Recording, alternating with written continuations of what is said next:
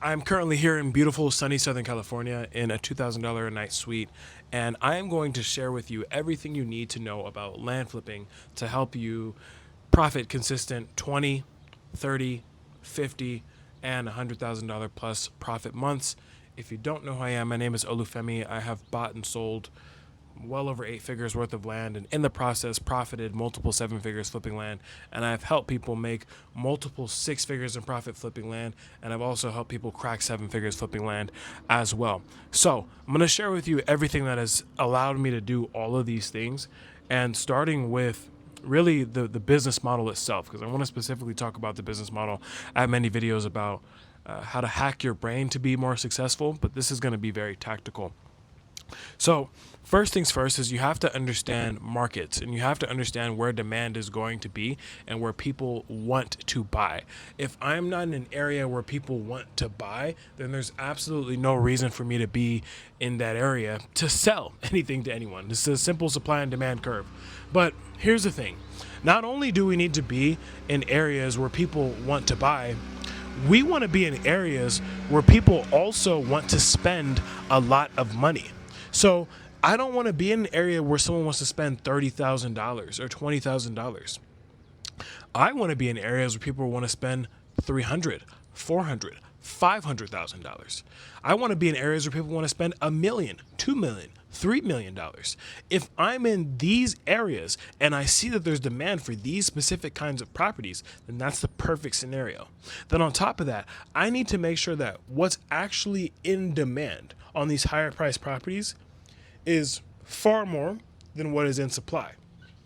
Because what that means is there's a supply shortage. So my job is then to go into the market and find the deals that no one else can find and connect the sellers with myself that no one else can seem to connect, so that I can go and supply those properties to the marketplace. Now, when you flip land, you are becoming basically a supplier to the marketplace for properties and assets that probably would have never been there, because maybe the seller doesn't even know they had it. Maybe they didn't want to list with the realtor and they just couldn't figure it out. There's so many, or maybe it was going through probate and they didn't know how to go through that process. There's so many different scenarios and why it wouldn't have been able to hit the marketplace if it wasn't for us, which is why we get paid so well. So a lot of people say, so why do you make so much money as a land investor? That's exactly why. That's the best way you can eloquently put it, is by saying, hey, listen, the reason why we're able to make so much money flipping land is because we're supplying the marketplace with properties that otherwise would not have been there. That's why I'm able to make 50, 60, 100, 200,000, made as much as $400,000 on one deal. Deals in the pipeline will make 7. But that's exactly why, right? Because we're supplying the marketplace with properties that wouldn't have otherwise been there.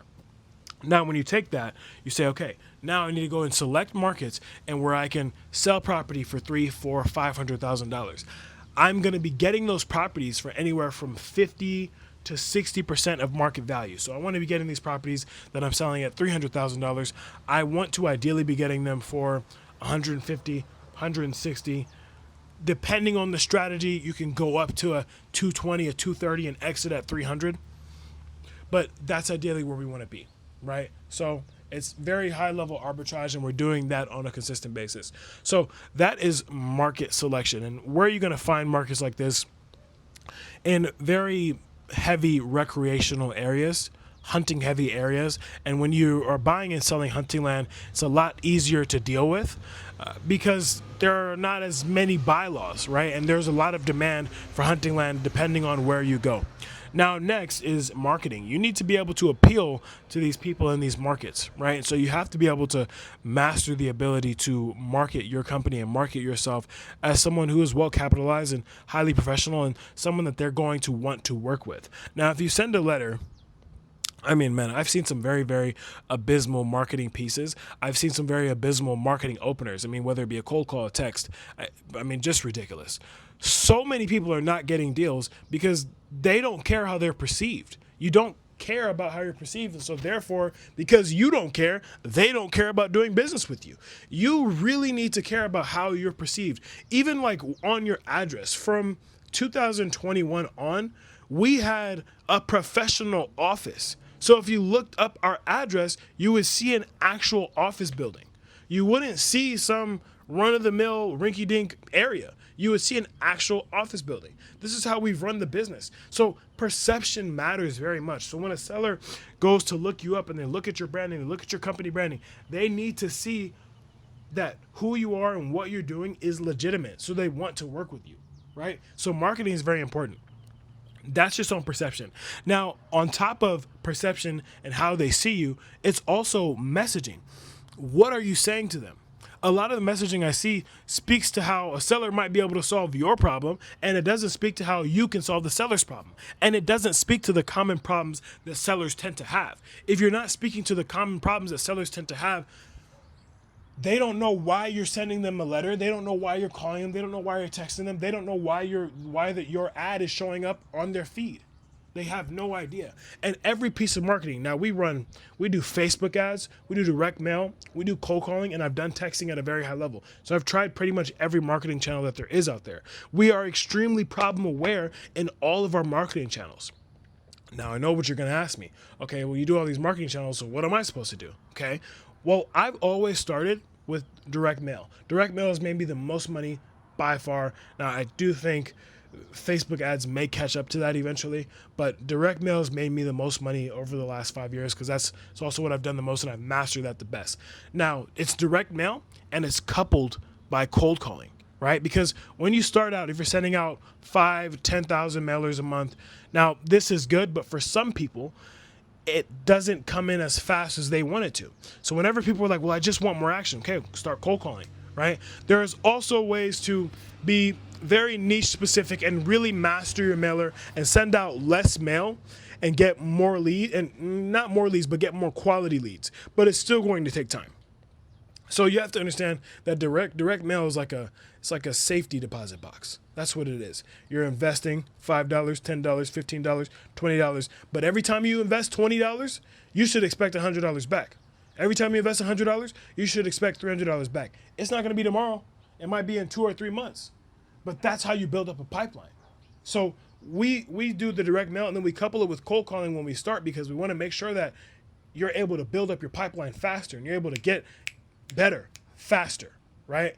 Now, I remember the days when we would have to go on Canva or you know, MacBook Notes or whatever. But now, I mean, we use AI for all of our marketing materials. We use AI for meta ads. We use AI for direct mail.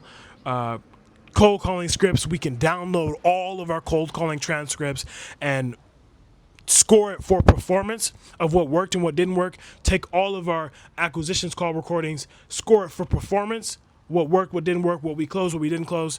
We can put all of that into an agentic AI and it can build out sequences for us.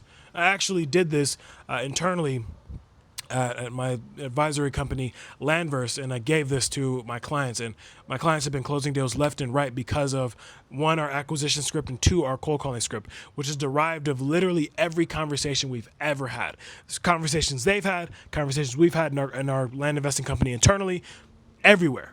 And it's over 50 pages long. It covers every single situation you could possibly have. If you actually want access to that, the link is in the description as well. However, with AI, I mean, it's changed the game completely. Like, we're able to build out marketing materials, market selection, everything. We've been able to create skills that will do this for you. Now, with marketing, it's important to understand that there are phases, right? So with the business, you have the marketing phase and then you have your pipeline building phase. The pipeline building phase is the phase that most people never actually get past. Most people, they don't get past the pipeline building phase. The pipeline building phase is the most important phase because you're spending money and money is not coming in. And so for a person that receives a paycheck consistently, for you to be consistently spending money and you don't see a return, it's really weird to you. You don't understand what's happening. It's like something must be going wrong. This must not work because money's not coming back because you're used to receiving a paycheck. But what you don't realize is that what you're doing is the marketing and pipeline building phase. You have to be able to build your pipeline to then you can work the deals, get into the deal making phase, and then you get into the closing phase. But you have to get into the pipeline building phase first. This is the phase that 99% of people actually fail. They fail at pipeline building because either you fail at consistently marketing, you fail at following up, you fail at tracking your conversations, you fail at setting subtasks for yourself, you fail at one of those things which causes the pipeline building phase to be off. Or you say, oh, well, I don't know if I should have called that seller. Or, oh man, leads are coming in now, but I'm just going to wait and I'm just going to. You need to be able to build your pipeline, get into the point where you are now closing deals, close deals, and then you scale. That's the most fun part. Once you get past the pipeline building phase, then you're closing deals. Now you can take that profit, roll it back into the business, pay yourself out a little bit, roll it back into the business, and then scale. That's the most fun part about this business, because then you get to do deals consistently.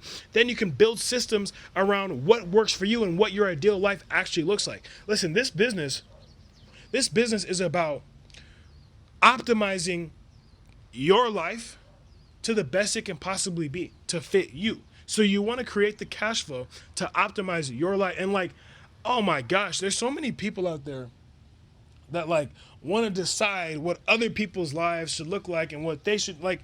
Look, every single one of my clients, I have different clients all over the world, right? Clients that already came to me and were already wealthy, clients that came to me and were trying to make their first seven figures, clients that came to me that were at a low six figure level that wanted to get to a high six figure level. Many different people from all over the world, right? Every single one of these people, whether they have kids, whether they're in their early mid 20s, whether they're in their 50s, I have many different clients all over the world, different categories.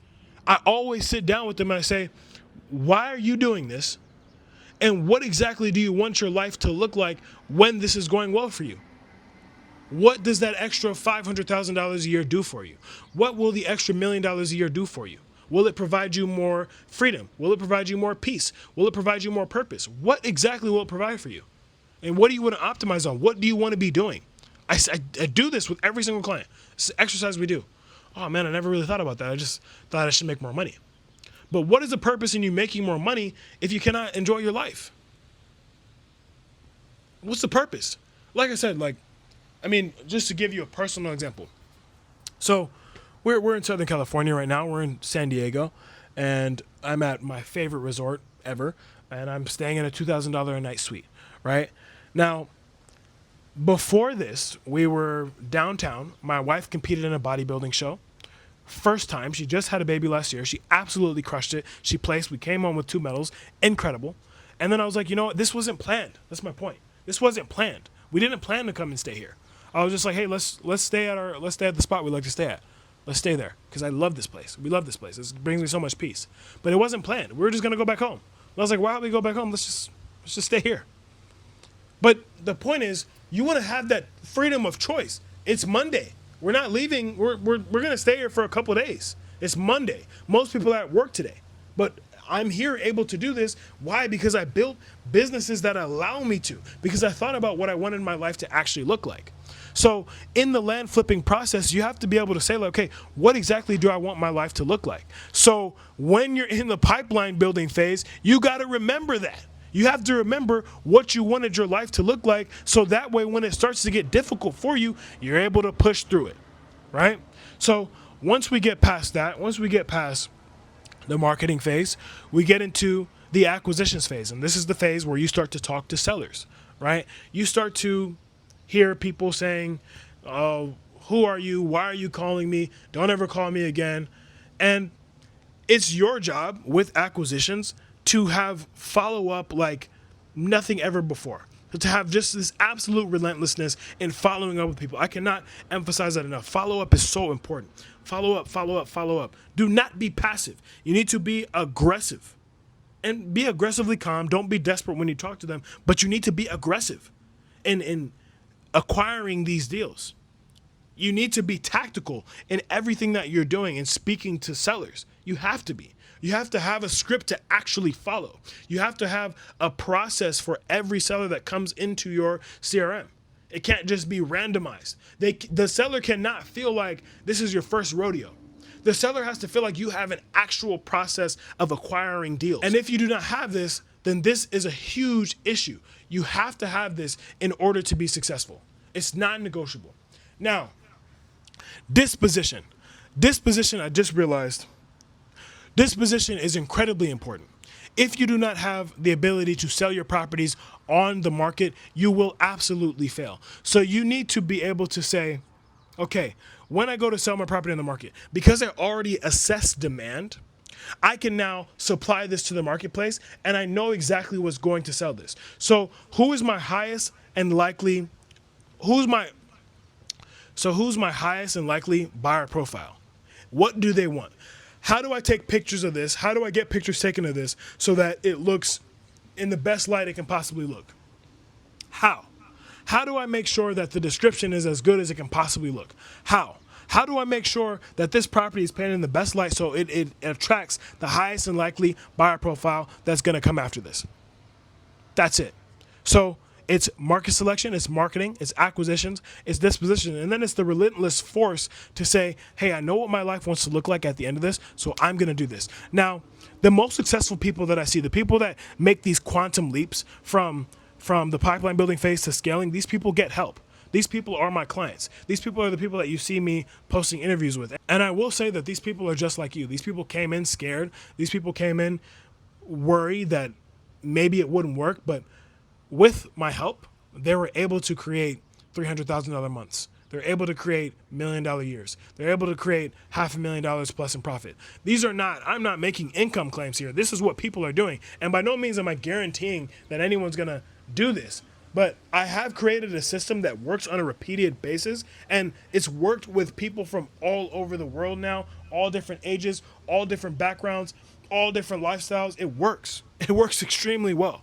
And so if you're an individual right now who wants to build, grow, and scale a land flipping business to $500,000 in profit, $1 million in profit plus, the link is in the description for you. This is high-level one-to-one advisory directly with me, someone that's doing this at a high level and helps others do this at a high level as well. So it is not cheap. I am the best in the game. Nobody is better than me at helping you build and grow and scale a real estate investing, specifically land investing business. And if you want to work with me one-on-one, you can apply in the link in the description. If you found this video helpful, feel free to comment what you found helpful about it, and I will see you in the next video.